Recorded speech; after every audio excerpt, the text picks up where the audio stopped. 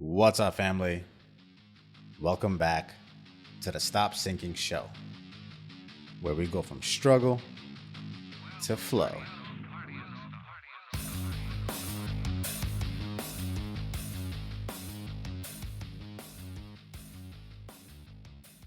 Almost our entire psyche is optimized for one thing and one thing only: safety. And all the control that comes with trying to maintain that safety. So much of our personality, our fears, our quirks, our tendencies, are all our own unique bend towards whatever has historically kept us safe. Controlling what keeps us safe feels like a never-ending pursuit, especially when you feel like life is happening to you. That's the ultimate threat to safety. When you are not in control of your own life, or when you feel like you can apply very little agency towards things that are happening. That's when they say you can at least control your reaction to what is happening. At the very least, that is your last thread of safety. And one of the surefire ways I have found when everything seems to be out of control is to really question if it really is out of control, and to trace even a drop of truth to where you can take responsibility and accountability for what is happening. And then, just from that slight bit of accountability, you feel that much more in control. That little bit of you happening to life versus it happening to you. And from that comes a feeling, a relief that washes over you. Last month, I mind mapped a list of things that stress me out, things that I have strong emotions tied to. And the funny part about doing that exercise was that it all came down to no more than 5 or 6 things. What used to just feel like a cloud of bad feeling after bad feeling of a bad life is now neatly in its own pile, not blended in with each other. And all my brain likes to do is just go from one thing to another thing. But really, it was only those 5 or 6 things that it kept rotating through. And just yesterday, I had this profound feeling come over me in resolving some of even those stresses. I somehow was able to admit to myself that every one of my difficulties is in some part created by me. That if I was honest and found the courage to look at the truth in certain parts of me and how those truths show up in the actions I take, then the place where I feel the stress is only in those other parts of me that are not on the same page as those parts of me that are acting out and being the source of that stress.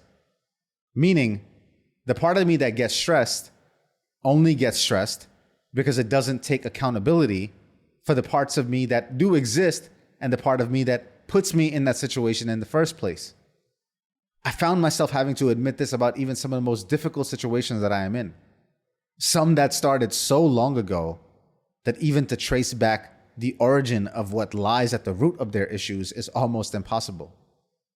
Today, they just surface as a cause for contention, a place of friction in my life that causes me stress, and I feel victimized by it, like it's happening to me. Lamenting with thoughts that question, why am I in this difficult situation? Why me? And yesterday, I realized in the depth of one of those very difficult situations, in the deep and thick of it, I realized that I had a hand in creating it, that my hands are not clean, that if I could have some courage to admit this, that some part of me, even if it's the self-sabotaging part of me, some part of me created this, seeded this, or watered it, nurtured it, or left it alone to fester and grow. One or the other, or all of those things. There's definitely a part of me that did that. Now, I feel stress being in the situation, but that's because I'm out of sync. The parts of me that are stressed are not willing to admit that there is another part of me that has different goals, different means of achieving satisfaction, different demands. and that they may even be in conflict with the part of me that feels stressed. And you might even want to disown those parts of you.